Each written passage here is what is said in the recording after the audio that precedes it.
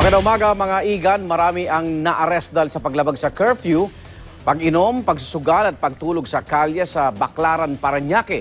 Darito ang report ni Von Aquino.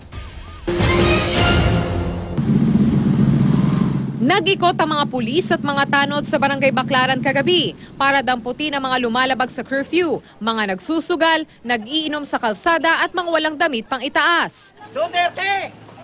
Ang dalawang ginang na ito nahuling naglalaro ng bingo sa gilid ng kalsada. Paakyat na nga sana ako. Sabi niya, tantusan mo muna ito. Sabi, o di tinantusan ko. Nahimulot tuloy ako. 6 na menor de edad naman ang dinampot ng mga otoridad, kabilang na ang mga naglalaro sa computer shop. Hindi mo ba alam na may curfew? Alam po. Pero, No. bakit lumabas ka pa rin? Di ba lumabas? Nasa computer lang po kami. Sinabihan ko na nga po na matulog na eh.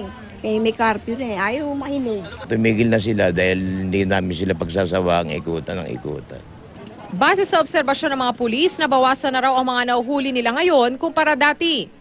Sa Barangay Poblasyon sa Makati City, huli naman sa aktong nagiinuman ng mga kabataang ito sa gilid ng kalsada pasado 1:00 na madaling araw. Agad silang dinampot ng mga pulis at mga tanod. I-charge po namin yun ng violation of drinking in public place. Tapos may kukulong mo ba sila? Anong penalty? May certain penalty at may kulong din po yan. Hinuli rin ang mga natutulog sa pampublikong lugar katulad ng mga lalaki ito na nahihimbing sa duyan na isinabit lang sa isang gate. Na-expired na stay-in po namin. So next time, paano yan? Saan ako kayo matutulog? Maghanap na po upahan. Hinuli rin ang mga katutubong badyaw na natutulog sa tapat ng isang establishmento.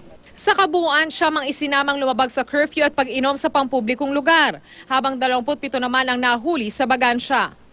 Itong unang balita sa Parañaque at Makati City, Von Aquino reporting.